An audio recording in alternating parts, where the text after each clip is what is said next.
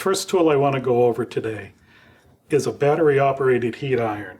As you look at the tool, you may recognize it as a soldering iron because that's what it is.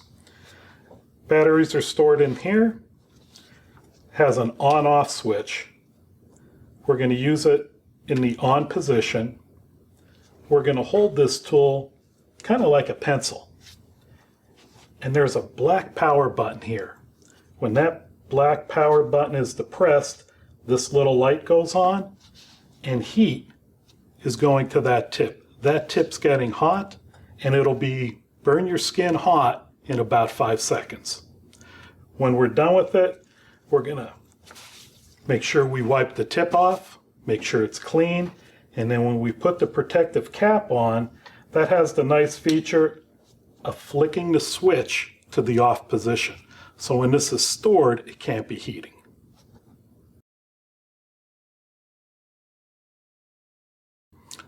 The next tool that I want to show you today, we call a grater. And what we use it for is we level hard fill sticks using this grater. You could see that there are teeth on all 4 sides of this tool. This is not only a scraper, but it's also a way to clean the grater. So when we're using this today, the grater is going to fill with hard fill. We're going to use the scraper to clean all those little grooves and all those little teeth because obviously this is going to work a lot better when it's clean.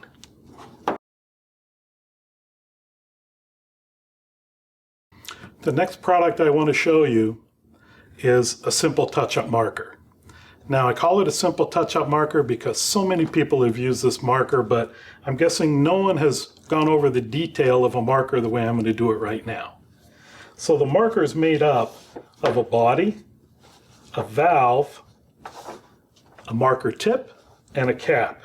And the reason I'm showing you all of this is obviously the fluid, the stain, the paint, whatever we're putting in the marker goes in the body. Then you have a valve that's spring-loaded.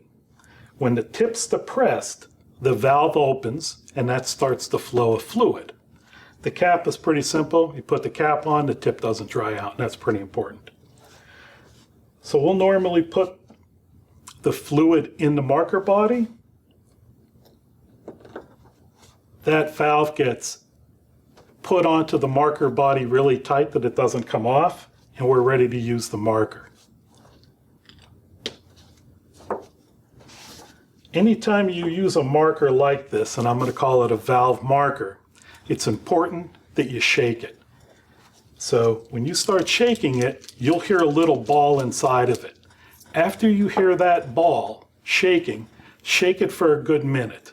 Now, I say a minute's a long time when you're shaking something, but I really want you to do that. Otherwise, the colorant in that marker will not get mixed properly and you won't get the right color when you go to do a touch-up. So, you're going to shake the marker with the cap on, and I've shaken this marker already. Then you're going to remove the cap, and you're going to depress the tip like this, upright position. Now, if you've ever used the marker, shaken it, turned it upside down and depressed the tip without first depressing the tip like this, a lot of times all the fluid in the marker spills out onto the table and you don't know why that happened.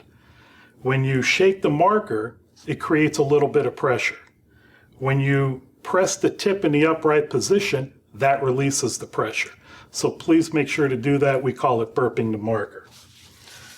The last thing you need to do before you use the marker, hold the marker in the writing position, depress the tip, and again, that opens the valve. Let the fluid flow through the valve. When the fluid gets to the top of the tip, you're ready to use the marker. I have an absorbent cloth here. Sometimes when you do this, you may not be paying attention. The tip gets very wet. We don't want to use a very wet tip. So what we're just going to do is use that cloth to blot the excess fluid off, and now you're ready to use the marker.